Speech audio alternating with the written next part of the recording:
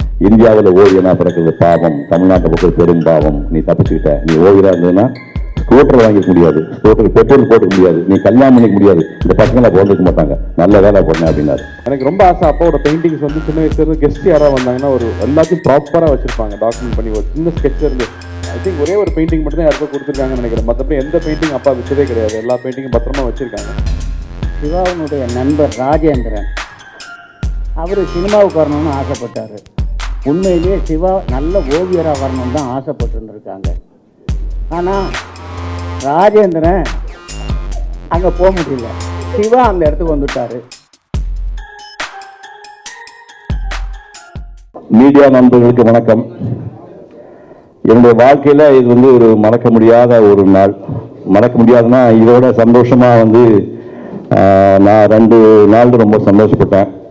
வந்து இந்த பிறவியத்துக்கே சந்தோஷப்பட்ட ஒரு நாள் வந்து ஒரு 6500 பேர் முன்னாடி 10,520 பாட்டு உள்ள கம்பராமாயணத்தை சுருக்கி 100 பாடல்கள் வழியாக பேசிய போது நான் அந்தத்திலே மிதந்தேன். அதாவது மனித பிறவியத்துக்கு ரொம்ப சந்தோஷப்பட்ட நாள் வந்து கம்பராமாயணம் பேசின நாள். அதுக்கப்புறம் வந்து ஒரு 4 வருஷத்துக்கு அப்புறம் இப்போ சென்ற ஆண்டு அது கம்பராமாயணத்துக்கு 4 மடங்கு பெரிய மகாபாரதத்தை ஒரு 4.5 வருஷமாக ஆராய்ச்சி பண்ணி ஒரு பேப்பர் ரெஃபரன்ஸ் இல்லாமல் ஒரு சொட்டு தண்ணி குடிக்காமல் மீண்டும் ஒரு 6,500 பேர் முன்னாடி வந்து பேசியது இன்றைக்கி உலகம் பூரா வந்து மாட்டுப்பொங்கல் அன்னைக்கு 80 நாடுகளில் ஒளிபரப்புனாங்க. அது வந்து இன்னொரு வாழ்க்கையில் மறக்க முடியாத ஒரு நாள்.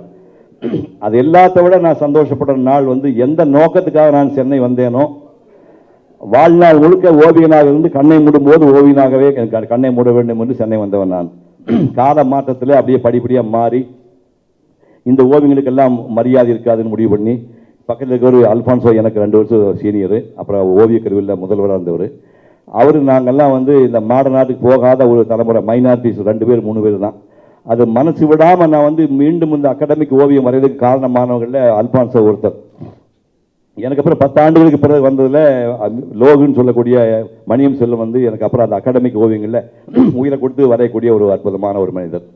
ஒரு 1500 பென்சில் ஸ்கெட்ச் வச்சுருக்கிறேன்.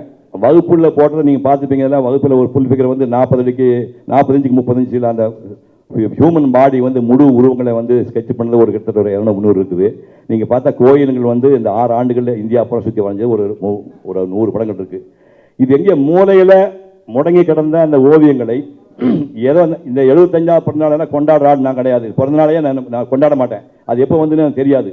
இப்போ என் பசங்க 2 என்ன பண்ணிட்டாங்க, இல்லை இது ஒரு காரணமாக வச்சுக்கிட்டு நீங்கள் உங்களுக்கு பாராட்டு உங்களுக்கு வேண்டாம், ஆனால் இது ஒரு காரணமாக வச்சுக்கிட்டு உங்களுடைய படைப்புகளை வந்து ஆவணமாக்கணும், அதை பதிவு பண்ணணும் அப்படி கேட்கும்போது நல்லா மறுப்பு சொல்ல முடியாது. கேட்டால் நான் எத்தனை வருஷம் இருப்பேன்னு தெரியாது. எல்லா மனுஷனும் ஒரு நாளைக்கு போட போகிறோம். ஆனால் எனக்கு பிறகு இப்போ அவங்க போட்டு காஃபி டேபிள் புத்தகம் பிரகதின்னு சொல்லிட்டு ஹைதராபாத்தில் வந்து பிரிண்ட் பண்ணியிருக்காங்க. அந்த புத்தகம் வந்து ஒரு புத்தகம் கிட்டத்தட்ட 1,800 2,000 ரூபா வருது. அந்த புத்தகம் நான் போய்விட்டாலும் 50 ஆண்டு 60 ஆண்டுக்கு என்னுடைய ஓவியங்களை சொல்லி கொண்டிருக்கும். அந்த மாதிரி ஒரு பதிப்பை வந்து இந்த 75ஆவது ஆண்டை ஒரு முன்னிட்டு என்னுடைய பிள்ளைகள் வந்து இதை பதிவு பண்ணியே ஆகணும் கட்டாயப்படுத்தினாங்க. அதனுடைய விளைவு தான் இத்தனை பேர் நான் அவங்களை சந்திக்கான வாய்ப்பு கிடைச்சது. அதே மாதிரி எனக்கு 2 பேர் சீனியராக இருந்து ஓவியக்குழு பிரின்சிபலாக இருந்து அவரை கூட்டி வந்து எனக்கு திறப்புலாக நான் பண்ணேன். உள்ளே வந்து பார்க்கும்போது மீண்டும் நான் வந்து அந்த எல்லாம் நீங்கள் பார்த்த படங்கள்லாம் எல்லாமே 16 வயதுலேருந்து 24 வயசு கூட நான் வரைஞ்ச ஓவியங்கள். இதெல்லாம் பார்க்கும்போது மீண்டும் ஒரு முறை நான் இன்னும் 50 வருஷம் பின்னாடி போயிட்டேன். அந்த அளவுக்கு வந்து அந்த வண்ணங்கள் ஓவியம்லாம் அவ்வளவு பிரமா பண்ணியிருக்கான். ஒரு 7 வயசு பிள்ளையா இருக்கும்போது நான் முதல் பார்த்த பத்திரிகை வந்து ஆனந்தவுடன் தீபாவளி மலர். கொஞ்சம் சின்ன வயசுல பசங்கள்லாம் அந்த 7-8 வயசுல துருன்னு கிராமத்துப்பட்டு சுற்றுவோம் இல்லையா, ஓடி ஆடி விளையாடி கராட்டா பண்ணும்போது அந்த பிரைவேட் பள்ளிக்கூடத்து ஆசிரியர் கல்யாணசாமி நாயுடுன்னு அவர் கூப்பிட்டு, எனக்கு சொந்த பேர் வந்து பாலதண்டபாணி, தண்டபாணி வா அப்படி கூப்பிட்டு என்னை உட்கார வச்சு ஒரு புத்தகத்தை கையில் கொடுத்தார். அந்த புத்தகத்தை நான் முதலாக பார்த்த ஓவியங்கள் கோகுல் அவர்களுடைய ஓவியங்களையும் இவங்களுடைய அப்பா மணியம் செல்வன் அவருடைய மணியம் செல்வன் அவங்க அப்பா மணியம் அவருடைய ஓவியங்களையும் சில்பிய ஓவியங்களை முதல்ல வாழ்க்கையில் பார்த்தேன். அந்த ஒரு தலைமுறையில் ஓவியராக வாழ்ந்த குடும்பத்திலிருந்து அடுத்த தலைமுறை ஓவியராக வந்து கோகுலே சொல்லிட்டார், இந்த இந்தியாவில் வந்து ஓவியனாக பிறக்கிறது பெரும் பாவம் சாபம், அதுவும் தமிழ்நாட்டில் பிறக்கிறது உண்மையிலேயே பாவம் சாபம் அப்படின்னாரு. நான் வந்து கிட்டத்தட்ட 14 ஆண்டுகள் நடிச்சுட்டு ஒரு பேட்டி இருக்கலாம்னு சொல்லும்போது கோகுல் சாரை மீட் பண்ண சொன்னாங்க. அப்போ நான் போனேன். ஒரு நடிகன் உங்களை வந்து மீட் பண்ணுறதுக்கு ரொம்ப அச்சிங்கமாக இருக்குது சார். நான் வாழ்நாள் முழுக்க ஓவியரானு வந்தவன்ட்டு நீ பார்த்த தஞ்சாவூர் கோயிலையும் மதுரை கோயிலையும் காந்தி படத்தை கொண்டு போய் கோகுல் சார்கிட்ட காட்டினேன். கோகுலை நான் அதுக்கு மீட் பண்ண கிடையாது. அதை வாங்கி பார்த்துட்டு இந்த கையை வாங்கி அவருடைய இடது கை மேலே இதை வச்சு அது மேலே வலது கை வச்சு அப்படி தடவிட்டு, oh what are wonderful hand அப்படின்னார். அப்போ அப்படி கடகடன்னு தண்ணி வந்துடுச்சு. ஏன் அழுகுறேன்னு கேட்டார். இல்லை சார், வாழ்நாள் முழுக்க ஓவியனாக இருந்து நான் ஓவியனாக வாழ்க்கை முடிக்கணும் வந்தேன், பாதை மாறி நடிகனாக 14 வருஷம் ஆயிடுச்சு, நான் போனது தப்பான்னு கேட்டான். இல்லை, you have taken a right decision. இந்தியாவில் ஓவியனாக பிறக்கிறது பாவம், தமிழ்நாட்டில் பக்கம் பெரும் பாவம், நீ தப்பிச்சுக்கிட்ட. நீ ஓவியராக இருந்ததுன்னா ஸ்கூட்டர் வாங்கிக்க முடியாது, ஸ்கூட்டர் பெட்ரோல் போட்டுக்க முடியாது, நீ கல்யாணம் பண்ணிக்க முடியாது, இந்த பசங்களை பிறந்துக்க மாட்டாங்க, நல்ல வேலை பண்ண அப்படின்னாரு. பத்திரிகை நண்பர்களுக்கு வணக்கம். அப்பா அடிக்கடி சொல்லுவாங்க, என்னோட திரைப்படங்களோட என்னோட ஓவியங்கள் தான் நான் வந்து அதிகமாக வேல்யூ பண்ணுறேன். நான் ஒரு ஆர்டிஸ்டாக தான் நான் பெருமையாகப்படுறேன். நடிகனை விட எனக்கு ஒரு ஆக்டராக விட எனக்கு வந்து ஒரு பெயிண்டராகவும் ஒரு ஆர்டிஸ்டாக தான் நான் வந்து ரொம்ப கர்வப்படுறேன்னு சொல்லிகிட்டே இருப்பாங்க. எனக்கு ரொம்ப ஆசை, அப்பாவோட பெயிண்டிங்ஸ் வந்து சின்ன வயசுலேருந்து கெஸ்ட் யாராக வந்தாங்கன்னா ஒரு எல்லாத்தையும் ப்ராப்பராக வச்சுருப்பாங்க, டாக்குமெண்ட் பண்ணி. ஒரு சின்ன ஸ்கெட்ச்லேருந்து ஐ திங்க் ஒரே ஒரு பெயிண்டிங் மட்டும் தான் யாருக்கோ கொடுத்துருக்காங்கன்னு நினைக்கிறேன். மற்றபடி எந்த பெயிண்டிங் அப்பா விற்றதே கிடையாது. எல்லா பெயிண்டிங்கும் பத்திரமா வச்சுருக்காங்க. எல்லா வீட்டு கெஸ்ட் வரும்போது சின்ன வயசுலேருந்து நாங்கள்லாம் அந்த வேலை எங்களுக்கு உள்ளேருந்து எடுத்து எல்லாம் அடுக்கி வைப்போம், எல்லாரும் பார்ப்பாங்க, திரும்பி உள்ளே போயிடும். பட் நான் யூஎஸ்லாம் போய் படிச்சதுக்கப்புறமா ஆர்டிஸ்டோடைய மேலே இருக்கிற மரியாதை ஜாஸ்தியாச்சு. எவ்வளோ கஷ்டம் ஒரிஜினலாக ஒரு விஷயத்தை ப்ரொடியூஸ் பண்ணுறது அப்படிங்கிறது, அதை ரசிக்கிறது, அதை வேல்யூ பண்ணுறதுங்கிறது நிறைய தெரிஞ்சுது. அப்போ ரொம்ப ஆசை வந்து ஒரு பெர்மனன்ட் கேலரியாக, இது மாதிரி ஒரு பெர்மனன்ட் கேலரியாக அப்பாவோட பெயிண்டிங்ஸ் இருக்கணும்னு ரொம்ப ஆசைப்பட்டேன். அப்பாட்ட சொல்லிட்டே இருப்பேன், நிச்சயமாக வந்து அதுக்கு தனியாக ஒரு பில்டிங் பண்ணி இருக்கணும்னு. பட் அதுக்கு நடுவில் வந்து அப்பாவோட பர்த்டே ஒவ்வொரு வருஷம் தள்ளி போயிட்டே இருக்கும். அவர் எப்பவும் பர்த்டே கொண்டாடவும் மாட்டார், திட்டுவார், வேறு கேக்கெல்லாம் வாங்கிட்டு வந்தால் கூட திட்டுவார். சரி, இந்த பர்த்டேக்காக அதை ஸ்பெஷலாக பண்ணணும்னு ரொம்ப ஆசைப்பட்டோம். ஸோ பர்த்டேங்கிறத விட இந்த ஆர்ட் பீசஸ் எல்லாத்தையும் மொத்தமாக கொண்டு வந்து இப்போ இருக்கிற ஜென்ரேஷனுக்கு காமிக்கணும். ஏன்னா எல்லா ஆர்டிஸ்ட்டுக்குமே தன்னுடைய படைப்பை எல்லாரும் பார்க்கணுங்கிறது தான் ஃபஸ்ட்டு கிராட்டிஃபிகேஷனாக இருக்கும். அந்த வகையில் பண்ணணும்னு ஆசைப்பட்ட போது தனஞ்சயன் சார் தான் ஃபஸ்ட்டு தேங்க் பண்ணணும். இல்லை சார், இதை வந்து ஒரு கம்பைல்டாக ஒரு காப்பி டேபிள் புக்காகவே போட்டலாம் அப்படின்னு சொல்லி ஐடியா கொடுத்தாரு. அதுக்கு நடுவில் வந்து அதை திரும்ப ரீப்ரொடியூஸ் பண்ணும்போது த்ரூ மை ஃப்ரெண்டு தங்கப்பிரபாகர் வந்து தியாகு கிடைச்சாரு. I'm so happy sir. இன்னைக்கு பார்க்குறப்ப நீங்கள் சொன்ன மாதிரி நேற்று பெயிண்டிங் பண்ணி எடுத்து வச்ச மாதிரி இருக்குது. அந்த ஒரு வாட்டர் கலரில் இருக்கிற வந்து தண்ணி கூட அந்த ஈரம் காயாத மாதிரி இருக்குது பெயிண்டிங் பார்க்கும்போது. அவ்வளோ அழகாக இருந்துச்சு. ஆமாம், ரொம்ப ரொம்ப அழகாக இருந்துச்சு. அப்போட ஸ்பெஷாலிட்டி அந்த பெண்ணில் வரைகிற அந்த ஸ்ட்ரோக்ஸ், காந்தி பெயிண்டிங்காக இருக்கட்டும், என்எஸ்கே பெயிண்டிங்காக இருக்கட்டும், ஒரு ஃபேஸில் வந்து நிறைய வேரியேஷன்ஸ் இருக்கும். என் ஃபேஸே பார்த்தீங்கன்னா ரைட் சைடு ஜாப் பெருசாக இருக்கும், லெஃப்ட் சைடு ஜாப் சின்னதாக இருக்கும். அப்படி கண்ணு ஒருத்தருக்கு மேலே இருக்கும், கீழே இருக்கும். அது வந்து அப்போ எனக்கு ஸ்கூலில் சொல்லி கொடுத்துருக்காங்க. எல்லா ஃபேஸும் சிமெட்ரிக்காக ஜாமெட்ரிக்கில் இருக்கவே இருக்காது, அவ்வளோ ப்ராப்பராக இருக்காது. ஸோ அவ்வளோ டீட்டெயில் பார்த்தா தான் அந்த ஃபேஸை திரும்ப ரீப்ரொடியூஸ் பண்ணும்போது அதே உருவமாக இருக்கும். இல்லாட்டி என்எஸ்கே சார் வேறு யார மாதிரி இருப்பார். பட் அதை கரெக்டாக கொண்டு வரவங்க சின்ன வயசுல அப்பா சொல்லிக் கொடுப்பாங்க. அந்த அளவுக்கு பர்ஃபெக்ஷன் பார்ப்பாங்க ஒவ்வொரு விஷயத்துலையும். ஒரு சின்ன மோல் கூட வந்து ரீப்ரொடியூஸ் பண்ணும்போது ஃபேஸில் கரெக்டாக இருக்கணும்னு. அதே மாதிரி ஸ்பாட் பெயிண்டிங்ஸில் போய் இருக்கும்போது 7 மணி நேரம் 8 மணி நேரம் தண்ணியே குடிக்காமல் இருந்து உடம்புக்கு எடுத்திருக்காரு. அது ரொம்ப நாளுக்கு அப்புறம் தான் பிரச்சனை பண்ணுச்சு. ஸோ டெடிக்கேட்டடாக அவர் சந்தனம் சார் சொன்ன மாதிரி ஒரு 4 குதிரை போகிற ஒரு ஸ்பீடில் வரைஞ்சது எல்லாமே யோசிக்காமல் ஒரு லைன் போட லைன் கரெக்டாக இருக்கும். அந்த லைன் அழிச்சு வரைகிற விஷயமே கிடையாது. அப்பா கிட்ட எப்பவுமே அது இருந்திருக்கும். ஒரு லைன் அது லைஃப்லையும் சரி பெயிண்டிங்லையும் சரி அது கரெக்டாக இருக்கும். ஸோ அது ரொம்ப நான் ரசிச்சிருக்கேன். அது இன்னைக்கு பார்க்குறப்ப எனக்கே ஆசையாக இருக்குது. இந்த மீட்டிங் முடிஞ்சோடனே போய் நான் ஒரு எல்லா பெயிண்டிங்கும் பார்க்கணுன்னு ஆசைப்பட்றேன். ஸோ இது நடந்தது அப்படிங்கிறது நாங்கள் ஆசைப்பட்டோம். அது நடந்ததுங்கிறதுல ஃபஸ்ட் நான் அவனுக்கு நன்றி சொல்லிக்கிறேன். அண்ட் இதுக்கு நிறைய பேர் கான்ட்ரிபியூட் பண்ணியிருக்காங்க இந்த விஷயத்தில். அந்த புக் பிரிண்ட் பண்ணுறதுல ஆகட்டும், இந்த புக் டிசைன் ஆகட்டும். தனஞ்சயன் சார் கிட்ட ஒரு 10-15 days அப்பா கூட உட்காந்து அந்த விஷயத்தை பண்ணியிருக்காரு. இவர் உட்காந்து அதை ரீப்ரொடியூஸ் பண்ணியிருக்காரு. இவர் ஆக்சுவலாக வந்து ரீப்ரொடியூசிங் ஆர்டிஸ்ட்.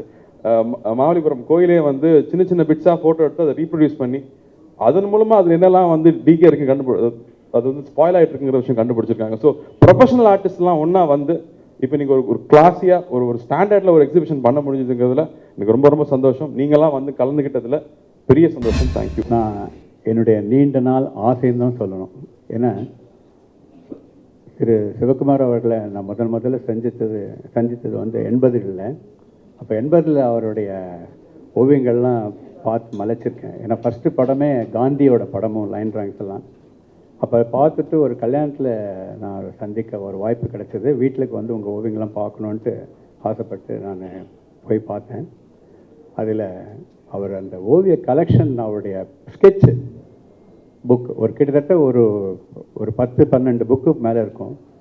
எல்லாத்தையும் எடுத்துகிட்டு போட்டு பார்த்தோன்னே நான் மலைச்சு போயிட்டேன் நான். ஏன்னா அவருடைய ட்ராயிங்கெல்லாம் பார்க்கும்போது அவர் இந்த சென்னையை விட்டு ஒரு ஊரில் கிராமத்தில் சவுத்தில் அது ஒரு சுயம்புவாக அவருக்கு அந்த ஆர்ட் அவருக்கு உள்ளுக்குள்ள அந்த வளர்ந்து அதுக்கு ஓவிய ஆசிரியர் அவர்கள் அங்கே அவர் பேர் நீங்கள் சொல்லி ஓவிய ஆசிரியர் அங்கே என்கரேஜ் பண்ணி விஜயராகவன் அவரெல்லாம் பார்த்து அவருக்கு என்கரேஜ் பண்ணி உன்னை ஓவியனாக வரணும் அப்படின்னு சொல்லி என்கரேஜ் பண்ணி உந்துதல் அன்றைக்கி அவருக்கு ஏற்பட்ட உடனே அது மாத்திரம் இல்லை அதை அப்படியே கண்டினியூ பண்ணி தன்னுடைய ஸ்கூல் ஃபைனல் டைமில் அவர் முடித்த உடனே சென்னைக்கு வந்து ஓவியனாக வரணுன்ட்டு இப்போ கொஞ்ச நேரத்துக்கு முன்னாடி சொன்னார்.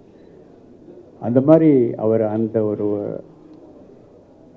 ஒரு லட்சத்தோட ஒரு ஓவியனாக தான் ஆகணும் அப்படின்ற அந்த மூச்சோடு வந்த ஒரு படைப்புகள் எல்லாம் பார்க்கும்போது அது என்னை ரொம்ப மலைக்க வச்சுது. இதில் என்ன இப்போ எனக்கு இந்த பெயிண்டிங்கை பார்க்கும்போது என்ன தோணுச்சுன்னா, அன்றைக்கி அந்த ஓவியங்களை வந்து நான் பார்க்கும்போதே நான் மலைச்சு பார்த்து இதெல்லாம் ஒரு கண்காட்சியாக வரணும் அப்படின்றதும் ஒரு புக்காக வரணுன்றதும் ஆசைப்பட்டு நான் ஒரு பல முறை சொல்லியிருக்கேன். அது இந்த வாட்டி அது நிறைவேறி இப்போ அந்த அவங்களுடைய சன் கார்த்தி சூர்யாவோட மூலயமா வெளிப்பட்டிருக்கு. இதில் என்னென்ன அவருடைய ஓவிய படைப்பு எந்த ஒரு படைப்புமே தனக்காக தன்னுடைய விருப்பத்துக்காக எந்த ஒரு இதுவும் இல்லாமல் ஒரு காலேஜில் இப்போ கூட நானும் படிச்சிருக்கேன். நான் இது மாதிரி நான் இப்போ சந்தானம் சொன்ன மாதிரி அந்த மாதிரி ஒரு யாருமே இதுக்கு முன்னாடியும் பண்ணதில்லை அப்புறம் பண்ணதில்லைன்றது தான் என்னுடைய எண்ணம். ஏன்னா அப்படி தன்னை வந்து ஒவ்வொரு இடத்துக்கும் அதாவது ஸ்கெட்ச் ஆகட்டும், வாட்டர் கலர் ஆகட்டும், ஆயில் பெயிண்டிங் ஆகட்டும், அக்ரலிக் ஆகட்டும், இன்றைக்கி ஒன்றும் அந்த இதை பார்க்கும்போது இன்றைக்கி நிஜமாகவே அந்த பெரிய பெயிண்டிங்கை பார்க்கும்போது எனக்கு ரொம்ப அற்புதமான ஒரு இது இருந்தது.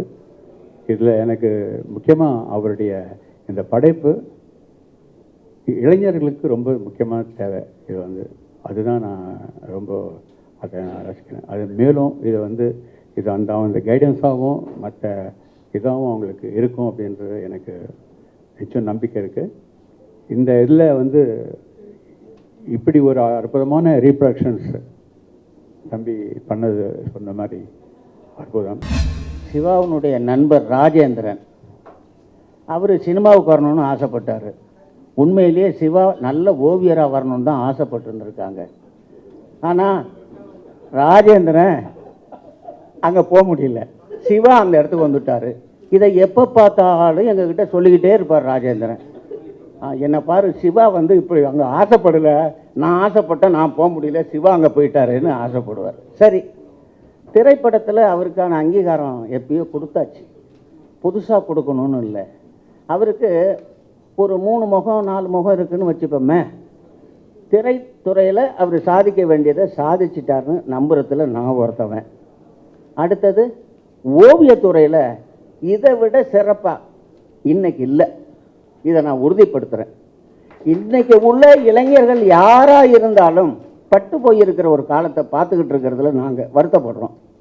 அந்த ஸ்கெட்சஸ்லாம் நீங்கள் வந்து இனிமேலுக்கு எனக்கு இப்போதைக்கு தோணலை, என் காலத்துக்கு பிறகு யாராவது வந்தாராம். அந்த அளவுக்கு உயிர்ப்பாகவும் துடிப்பாகவும் அந்த வேகம் அந்த வந்து ஒரு குதிரையின் பாய்ச்சல் போல் அந்த கோடுகள் ஓடிக்கிட்டே இருக்குது.